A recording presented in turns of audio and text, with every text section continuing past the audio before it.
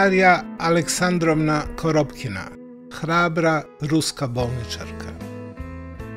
Darija Aleksandrovna Koropkina je došla u Srbiju iz Sankt Peterburga u Rusiji, samo njoj znanim putevima i najverovatnije preko Ruske crkve.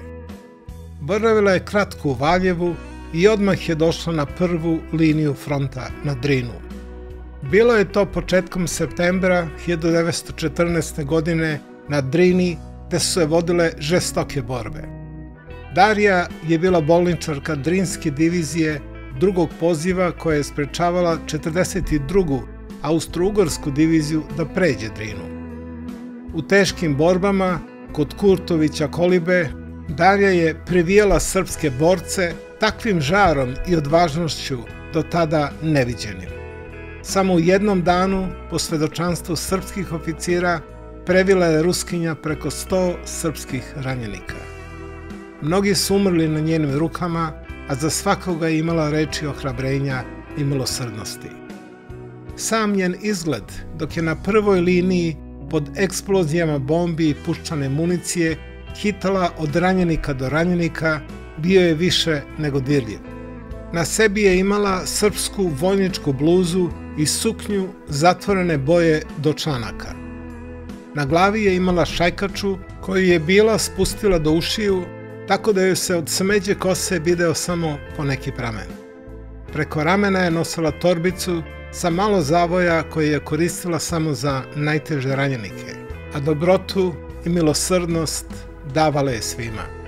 Pokazivala je neverovatnu hrabrost i požrtvovanje dok je previjala ranjenike danju i noću, prelazeći iz rova u rov, a često i na brisanom prostoru, ne obazirujući se na eksplozije i pucnjavu. Po okončanju borbi na Drini, Darija odlazi sa 5. pukom drugog poziva Drinske divizije na Gučevo, u najžešće borbe.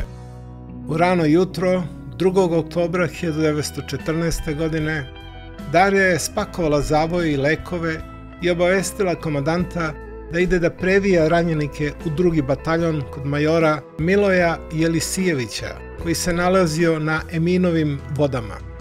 Stigla je tamo u vreme kada major nije bio na predviđenom mestu, već se nalazio na koti 708.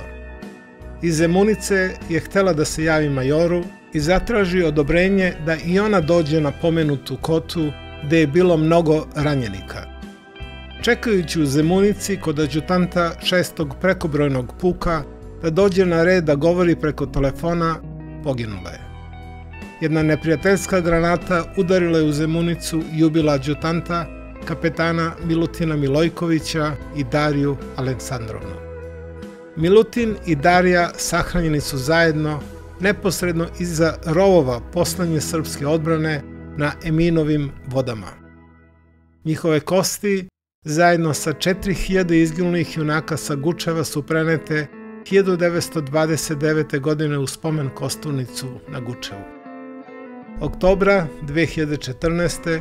na 100-godišnjicu od Gučevske bitke ili Drinske bitke i pogibije heroine Darije Aleksandrovne Koropkine podignuta joj je spomen ploča. U Bačevcima kod Bajine Bašte je avgusta 2016. postavljena spomen ploča Dariji, ruskoj sestri milosrđa. Spomen ploča je poklon fabrike zvona braće Šuvalov iz grada Tutajeva u Jaroslavskoj oblasti. Direktor fabrike zvona i autor tog rada je Nikolaj Šuvalov. Godine 1918. Dariji je podignut spomenik u obliku ruskog krsta, kao još jedno spomen obeleži u slavu i čast ove gučevske heroine i ćerke carske Rusije, koja je u Srbiju došla kao dobrovoljac, radeći kao milosrdna sestra bolničarka. Spomenik Darije Aleksandrovnoj Koropkini, visine 3,10 metara i širine 2,4 metra, je dar likovnog umetnika i preduzetnika Dragoljuba Drage Mirkovića, akademika Skanu iz Bijeljine i njegove supruge Rose. Ja se smrti ne bojim, jedino se bojim da budem zarobljena, uzviknula je Darija, 26-godišnja Ruskinja iz Sankt Peterburga, milosrdna sestra, bolničarka, dobrovoljac i heroina kada bi joj oficiri i vojnici govorili da se skloni u rov. Neka joj je večna slava, da se ne zaboravi.